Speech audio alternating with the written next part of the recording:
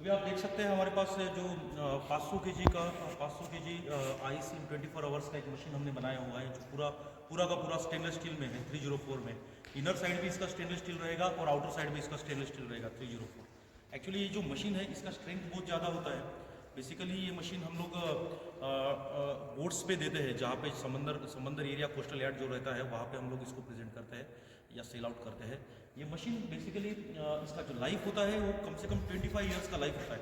ये machine top to bottom अगर आप देखेंगे इसको, ये टॉप टू बॉटम ये मशीन जो है ये पूरा स्टेनलेस स्टील से बना है।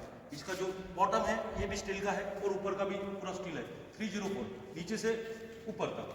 अभी हम लोगों ने इसके अंदर जो इनर साइड है ये भी स्टील का है। मैं कैमरामैन से रिक्वेस्ट करूंगा कि इनर साइड जो है ये 304 का मशीन का हमारे दर्शकों को बताया एक मिनट। जिन लोगों को भी आइस प्लांट को परचेस करना है, उन लोगों ने इस टाइप का अगर मशीन परचेस किया है तो कम से कम उनका मशीन का लाइफ ही 25 ईयर्स का रहता है।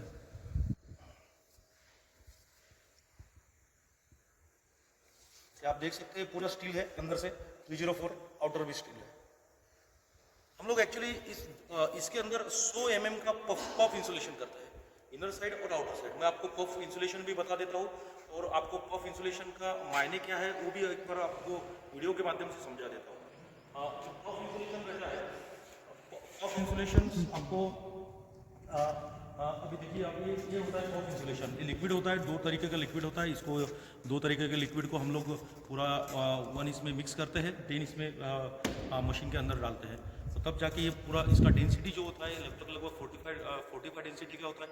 इससे आपको हीट ट्रांसफ़र नहीं होती, जो बाहर से आने वाली हीट है इसके अंदर नहीं जाती और इसका आपको आइस का रिजल्ट बहुत अच्छा मिलता है। ये मशीन लगभग अभी आपको 14 घंटे में बर्फ़ दे देगी।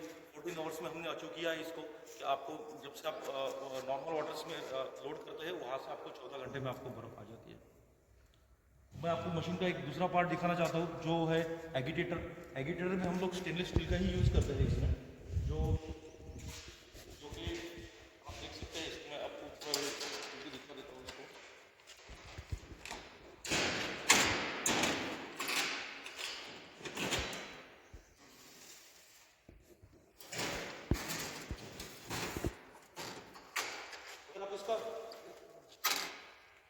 अगर आप इसका एगिटेटर भी देखते हैं ना, तो एगिटेटर भी पूरा स्टेनलेस स्टील का एगिटेटर है।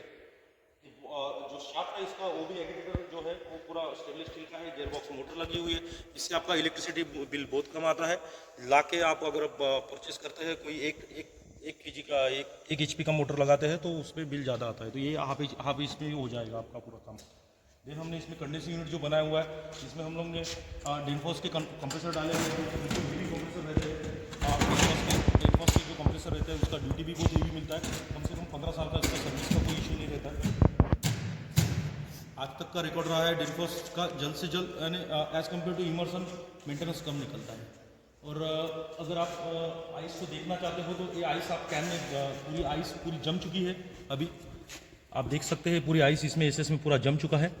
और इसका जो फ्रेम है ये भी हमने, ये जो फ्रेम मैं आपको बता रहा हूँ, ये फ्रेम भी पूरा आपको हम लोगों ने एसएस का रखा हुआ है, स्टेनलेस स्टील का। इसका ब्राइन का सर्कुलेशन इसका -10 अगर आ जाता है, जब भी आइस के कैन का -10 पे आ जाता है तो बर्फ़ बनना चालू हो जाती है और बर्फ़ बन चुकी होती है जनरली। और इसी मशीन में हम लोगों ने जो रेफ्रिजरेशन यूनिट है उसमें रेफ्रिजरेशन यूनिट का कंडेंसर होता है, इसमें कंप्रेसर होता है, एक्यूमुलेटर होता है, फिल्टर्स होते हैं। देन ऑयल फिल्टर भी हम लोग लगाते हैं। पर सेफ्टी के हिसाब से अगर जाना चाहे तो कंडेंसिंग रेफ्रिजरेशन यूनिट में कभी भी आपने HP, LP, high pressure, low pressure, solenoid valve हो गया, हैंड वॉल्स हो गया, ये सेफ्टी फीचर्स थोड़ा एसेसरीज़ के हिसाब से लगाना चाहिए। उससे क्या होता है ना कि आपका मशीन का मेंटेनेंस कम निकलता है। क्योंकि क्या होता है, हम लोग तो अभी यहाँ से आपको मशीन दे देंगे, अगर यहाँ से 24 घंटे की दूरी पे अगर कोई कस्टमर मशीन लेता है तो वहाँ पे रिपेयरिंग का इशू ना आवे। क्योंकि आपका जो बिजनेस है प्रॉपरली वो ज़्यादा से ज़्यादा धूप काले में समर सीजन में ज़्यादा होता है, और वही टाइम पे अगर आपको दिक्कत आती है तो परेशानी की बात है एज अ कस्टमर के लिए भी, as a owner, as a company के लिए भी। तो हम लोग क्या करते हैं ना, इसके लिए प्रॉपर एक सिस्टम बना हुआ है कि ज़्यादा से ज़्यादा फॉल्ट या रिपेयरिंग का काम कहाँ से आता है कि अगर हाई प्रेशर हो जाता है तो प्रॉब्लम आता है, लो प्रेशर हो जाता है तो जनरली प्रॉब्लम्स हो जाते हैं। तो इसीलिए हमने ये सब सिस्टम हमारे कंडेंसिंग यूनिट में दिखाया हुआ है।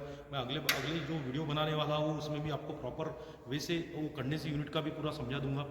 एक्चुअली हमारा जो काम है वो है आइस प्लांट, और जो कोस्टल यार्ड में जो बोट्स के अंदर आइस प्लांट बनते हैं वो आइस प्लांट हम लोग हमारी कंपनी बनाती है। उसमें हम लोग आइस ट्यूब मशीन्स भी बनाते हैं, आइस फ्लेक्स मशीन भी बनाते हैं, आइस कोल्ड स्टोरेज भी बनाते हैं जो -40 तक चल जाता है फिशिंग के लिए बेसिकली। और हम लोगों का इंडस्ट्रियल चिलर का भी काम है। इंडस्ट्रियल चिलर जो 100 टन के 200 टन के जो कंस्ट्रक्शन में यूज़ होते हैं वो कंस्ट्रक्शन का भी काम है। तो एग्जैक्टली आपको पूरा रेफ्रिजरेशन इंजीनियरिंग यहाँ पे आपको मिल जाएगा मशीन अगर आप परचेस करते हो। एक कोई भी अगर कोई भी ढंग का मशीन आपको लेना है तो आप उस हिसाब से जाना चाहिए। आइस एक्चुअली इसकी नॉलेज कस्टमर तक बहुत बार नहीं होती है कि हम लोगों ने किस टाइप का मशीन लेना चाहिए। अगर आप एमएस में जाते हो तो एमएस का मशीन जो है तो लगभग आने वाले 2-3 साल में सड़ जाएगा या गल जाएगा, क्योंकि उसका अगर आप थिकनेस भी ज़्यादा लेते हो तो वो दिखने वाला ब्राइन भी खराब होता है, बाद में वो हाइजीनिक भी बर्फ़ नहीं बेची जाती। आरओ प्लांट का अभी आजकल आरओ का बर्फ़ मार्केट में आया हुआ है, तो उस हिसाब से हाइजीन नहीं हो सकता। अगर आप 304 फूड ग्रेडेड स्टील यूज़ कर रहे हो तो आप लोगों को मार्केट में बोल सकते हो कि हम लोग आपको हाइजीनिक बर्फ़ दे रहे हैं करके, तो उससे आपको फूड एंड ड्रग्स का हो गया। या फिर लोगों को आप बोल सकते हैं कि आपका जो बर्फ़ आ रहा है वो प्रॉपर आ रहा है। देखिए हमारे पास तो प्रॉपर एक चीज़ जो हमने इसमें बनाई हुई मशीन में वो समझ के देख के कि भाई ये मशीन अगर किसी कस्टमर के पास जाती है तो कम से कम इसका 10 या 20 साल तक कोई दिक्कत नहीं आनी चाहिए, इस हिसाब से मशीन बनाई हुई है। अगर हम चाहते तो इसमें एगिटेटर में भी हम लोग पुल्ली वाला एगिटेटर दे सकते थे, उसमें भी हम लोग पैसा बचा सकते थे, पर हमने हमारा कंपनी उस टाइप का कंपनी नहीं है कि ये आपको कोई बाद में भी दिक्कत हो, और इसीलिए हमने एक गेयरबॉक्स मशीन दिया हुआ है जिससे आपको इलेक्ट्रिसिटी कंजम्पशन बहुत कम आएगा। एक्चुअली होता क्या है ना, अगर आपको आइस प्लांट या फिर कोई भी सिस्टम को समझना है तो कंप्रेसर मेन होता है। कंप्रेसर हमने जो डिनफॉस का लगाया इसमें हमने कंप्रेसर का सीओपी मैच किया हुआ है, you know coefficient of performance compressor का, वो अगर हम लोग मैच कर देते हैं ना तो हम लोग यही टैंक में लगभग 8 घंटे में, अगर आप बोलते हो तो 8 घंटे में बर्फ निकाल के दे सकते हैं। अगर आप 12 घंटे में बोलेंगे तो 12 घंटे में बर्फ निकाल के दे सकते हैं। इसके 3-4 सिस्टम्स होता है। कोई ठीक है चलो आइस प्लांट लगा लिया है, चलो चल रहा है, कोई तो भी डिज़ाइन करता है रेफ्रिजरेशन का, ये बात अलग चीज़ है। और हम लोगों का जो डिज़ाइन है रेफ्रिजरेशन का बेसिकली वो डिपेंड होता है इवेपोरेशन फाइल, इवेपोरेशन का टेम्परेचर, देन कंडेंसर टेम्परेचर, हर एक चीज़ आपको समझाई जाएगी यहाँ पे। अगर हम लोग आइस प्लांट दे रहे हैं तो रेफ्रिजरेशन सिस्टम का पॉइंट टू पॉइंट आपको समझाया जाएगा कि इलेक्ट्रिसिटी कंजम्पशन कैसा है, उसका ब्रेकअप कैसा है, एक्चुअली इवेपोरेशन टेम्परेचर कितना होना चाहिए। जब इवेपोरेशन टेम्परेचर कितना होता है तो कंडेंसर का भी टेम्परेचर होता है। सिर्फ आइस प्लांट में सिर्फ हम लोग ब्राइन का टेम्परेचर पकड़ के नहीं चल सकते कि भाई चलो ठीक है मेरा -10 ब्राइन आ गया, मैं खुश हो गया, चलो ठीक है मेरा आइस प्लांट लग गया, इतना नहीं होता है। आपका इवेपोरेशन टेम्परेचर कितना है, कंडेंसर टेम्परेचर कितना है, कंप्रेसर किस स्थिति में चल रहा है, कंप्रेसर का सीओपी कितना है, ये सब बारकाई चीज़ें जो होती है वो भी इंपॉर्टेंट होती है। हम लोग जब कोटेशन भी देते हैं तो कंप्रेसर कितना आवाज़ करेगा, उसका कितना डेसिबल होगा, ये आपको समझा के बता दें। इससे क्या होता है, कस्टमर नॉलेजेबल होता है। कस्टमर अगर नॉलेजेबल रहा तो जो बनाने वाला इंजीनियर है उसको भी प्रॉपर मजा आता है कि भाई हम लोग अच्छी मशीन बना रहे हैं। मार्केट में क्या होता है ना कि चलो ठीक है हम लोग आइस प्लांट बनाते हैं, कोई और बोल रहा है हम लोग आइस प्लांट बनाते हैं, इसकी बारकाई जो रेफ्रिजरेशन की बारकाई होती है, यानी जो डीप पॉइंट्स होते हैं वो अगर कस्टमर समझ जाए तो वो भी कस्टमर परचेज भी कहीं से भी कस्टमर परचेज करता है, यहाँ से करता है या फिर गुजरात से करता है या दिल्ली से करता है, कहीं से भी कस्टमर परचेज करता है तो उसकी प्रॉपर परचेसिंग पावर भी बढ़ेगी। इसीलिए हम लोग ये जो कस्टमर है हमारे उनकी सेवा में ये इस टाइप की वीडियो लॉन्च कर रहे हैं कि उनको रेफ्रिजरेशन में परचेसिंग किस टाइप का परचेसिंग करना है। अगर आप किसी से आइस प्लांट लेते हो तो उनसे भी पूछना चाहिए कि इवेपोरेशन टेम्परेचर आपका कितना आ रहा है, आपका कंडेंसर टेम्परेचर कितना आ रहा है, और कंडेंसर आपने लिया है तो क्यों लिया है, इतना ही कंडेंसर क्यों लिया है। तो ये सब चीज़ें रेफ्रिजरेशन इंजीनियर्स ने बनाना या फिर बताना, ये बिल्कुल ये है कि कस्टमर को पूरा इन्फॉर्मेशन देना या नॉलेज प्रमोट करना या नॉलेज शेयर करना ये बहुत ज़रूरी होता है, तभी जाके कस्टमर प्रॉपरली सेटिस्फाई हो सकता है। नहीं तो क्या होता है ना, कहीं कस्टमर मशीन तो ले लेते हैं, फिर उनका किसी अगर समर सीजन में 30 आवर्स के ऊपर टेम्परेचर या आइस मिलती है, किसी को 40 आवर्स में आइस मिलती है, किसी को 24 आवर्स में आइस मिलती है, तो ये आइस मिलने का कारण उसका डिज़ाइन, ये सब कस्टमर ने समझने को पहले चाहिए। और ये आपको यहाँ पे अगर आपको इन्फॉर्मेशन चाहिए तो आप एक बार नागपुर आइए, हमारी कंपनी में विजिट करिए, हमारे इंजीनियर्स बैठे हैं, हमारे engineers totally MTech thermal engineers है, जो पूरी टीम है ये इसी के लिए काम करती है आइस प्लांट के लिए, और आपको पॉइंट टू पॉइंट पूरा समझा के देगी कि किस टाइप का ये होता है। अगर आप देखना चाहें तो क्या होता है ना, गैसेस अलग अलग गैसेस होती है, जैसा R22 हो गया गैस, 404 हो गया, ये वेपर स्टेज में है। इसमें आइस में अगर आपका गैसेस में अगर बबल्स भी नहीं बनती है, अगर गैस में अगर बबल्स नहीं बनती है तो आपको इफिशिएंसी ज़्यादा मिलेगी सेम कंप्रेसर में। और वो बबल्स कैसे नहीं बनना चाहिए, इसके लिए हमारे इंजीनियर्स काम करते हैं। उसी हिसाब से इसका इंस्टेंट बर्फ यहाँ पे आ सकता है। अभी ये कस्टमर ने हमको डिज़ाइन दिया था, हमें 24 आवर्स में चाहिए, तो हमने इसको 24 आवर्स में दिया। अगर कोई कस्टमर हमें बोलता है कि हमें 8 घंटे में ही बर्फ चाहिए, तो उसी हिसाब से भी हम लोग डिज़ाइन कर सकते हैं। आप समझिए इस बात को। और आप अगर मशीन को चारों बाजू से अगर देखेंगे तो आपको मशीन भी पूरा ध्यान में आ जाएगा कि पूरा एसएस का मटेरियल होने की वजह से ये मशीन पूरा हेवी है। और इसका ब्यूटी यही है कि ये पूरा स्टेनलेस स्टील का है, 304 का, इनर आउटर सब जरा। अगर इसके आप डोर्स भी देखेंगे, कैमरामैन से रिक्वेस्ट करूंगा, डोर्स का जो विषय है, डोर्स भी किस तरीके से होना चाहिए। जनरली क्या होता है ना, लकड़ी का ज़्यादातर के लोग डोर्स देते हैं, तो डोर्स ठीक है, लकड़ी तो हीट ट्रांसफर के लिए ठीक ही होती है, बबुल की लकड़ी लेना चाहिए, कोई दिक्कत नहीं है उसमें। पर अगर हम लोग इसको कैसा बेहतर कर सके, कस्टमर को रिजल्ट कैसा बेहतर मिल सके, इसी के लिए हमने कुछ डोर्स बनाए हुए हैं। मैं आपको अभी एक दो डोर्स हमारे मशीन के डोर्स है वो हम लोग आपको बताते हैं। कि अगर आप इसका ये इवोपरेशन कॉइल का अगर डोर देखते हैं, इवोपरेशन कॉइल का अगर डोर देखते हैं, मैं इसको खोल रहा हूँ या फिर अभी इन्होंने ला के रखा है, दिया है मुझे। ये डोर देखिए, ये डोर अगर आप देखते हैं, ये अगर आप डोर देखते हैं ना, ये पूरा स्टील का डोर है। ये बाहर की साइड है, ये अंदर की साइड है।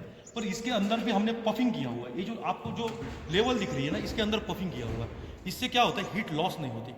अंदर का जो बनेगा बर्फ का, आइस का, तो इसके हीट लॉस नहीं होती। और हम लोग इसको यहाँ पे पूरा मशीन को जब रखते हैं तो यहाँ पे इस टाइप का ये डोर होता है।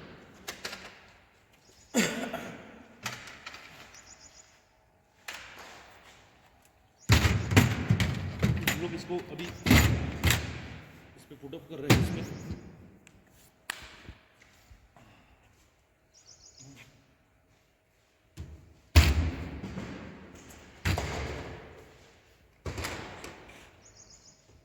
तो आप इस डोर को भी समझिए थोड़ा, डोर किस टाइप की चाहिए। अगर आप लकड़ी के डोर लेते हैं तो कोई दिक्कत नहीं है, आप डोर लकड़ी का भी ले सकते हैं। पर बात क्या होती है ना, लकड़ी और जो पफ इंसुलेशन काम करेगा उसमें ज़मीन आसमान का फ़र्क है। आपका कम से कम कंप्रेसर जो है ये कम से कम 3 या 4 घंटे का बिजली बचा के देगा, अगर इस टाइप के आपके पास डोर होते हैं तो आप बेकार में क्यों हम लोग बिजली का कंजम्पशन करना है, एनर्जी क्यों वेस्ट करना है, उसका कोई ज़रूरत ही नहीं है। और एनर्जी का भी क्या है ना, हम लोग जब सीओपी अगर कंप्रेसर का मैच कर लेते हैं तब इसका रिजल्ट हम लोग 8 घंटे में दे सकते हैं। तो अगर जिसको भी जो कस्टमर को आइस प्लांट शुरू करना है वो एक बार हमसे विजिट करें, हमारी कंपनी में विजिट करें। हमारी कंपनी स्थित है नागपुर में, MIDC हिंगना में, और अकोला में हमारा मैन्युफैक्चरिंग प्लांट है जहाँ पे हम लोग आइस प्लांट का काम करते हैं। ये एक्चुअली इंडिया के सेंटर, अकोला जो शहर है ये इंडिया के सेंटर में आता है। तो यहाँ ये ट्रांसपोर्टेशन की वजह से भी अच्छा है, और नागपुर तो अभी ट्रांसपोर्टेशन का हब हो रहा है, इंटरनेशनल हब हो रहा है। तो इसी हिसाब से हमने ये प्लांट चालू किया है आइस प्लांट का, कि नागपुर से ही ऑल ओवर इंडिया हम लोग सप्लाई करेंगे। तो आप एक बार ज़रूर विजिट करिए, हमारे इंजीनियर की टीम से मिलिए। हमारे पूरे इंजीनियर जो रेफ्रिजरेशन में स्पेशलिस्ट काम करते हैं वो सब एमटेक थर्मल है। तो उस हिसाब से उनसे आपको नॉलेज भी थोड़ा मिल जाएगा। कस्टमर को नॉलेज तो होती है पर और थोड़ा एडवांस, और हम लोग क्या कर सकते हैं। अभी देखिए यही मशीन में हम लोग अगली जो मशीन है उसमें HMI सिस्टम लगा रहे हैं। HMI सिस्टम से क्या होता है ना कि ऑटोमेटिकली मशीन ट्रिप हो जाता है, ऑटोमेटिकली बंद हो जाता है। अगर उसको मशीन को समझ में आ जाता है कुछ तो भी गड़बड़ी मशीन में हो रही है या कोई दिक्कत आ रही है तो मशीन को ट्रिप कर देता है, कंप्रेसर को ट्रिप कर देता है। इसी टाइप का एडवांस टेक्नोलॉजी के साथ अगर आप जाओगे तो आपका मशीन का, और जो आप पे कर रहे हो किसी कंपनी को, तो आपका उसमें पूरा पैसा वसूली रहेगा। ये मैं बोलना चाहता था। मेरा नाम है आशीष पाटिल, और हम लोग आने वाले समय में हम लोग अभी कोल्ड स्टोरेज का भी काम करते हैं। कोल्ड स्टोरेज -40 तक कोल्ड स्टोरेज हम लोग बनाते हैं, -40 -70 तक ब्लास्ट फ्रीजर का काम करते हैं, इंडस्ट्रियल चिलर का काम करते हैं। हम लोग आइस क्यूब्स मशीन्स भी बनाते हैं जो 20 टन्स 50 टन्स का होता है। आने वाली वीडियोज़ में आपको वो भी देखने को मिलेगा हमारी कंपनी में। जब हमारे चैनल पर आप अगर जब विजिट करते हो, देन हम लोग कंस्ट्रक्शन साइट्स पे जो आइस फ्लेक्स मशीन्स रहती है वो भी हम लोग बनाते हैं। उसका भी कॉस्टिंग लगभग या उसका कैपेसिटी भी लगभग 25 टन 30 टन का होता है। आने वाले समय में आपको वो भी देखने को मिलेगा।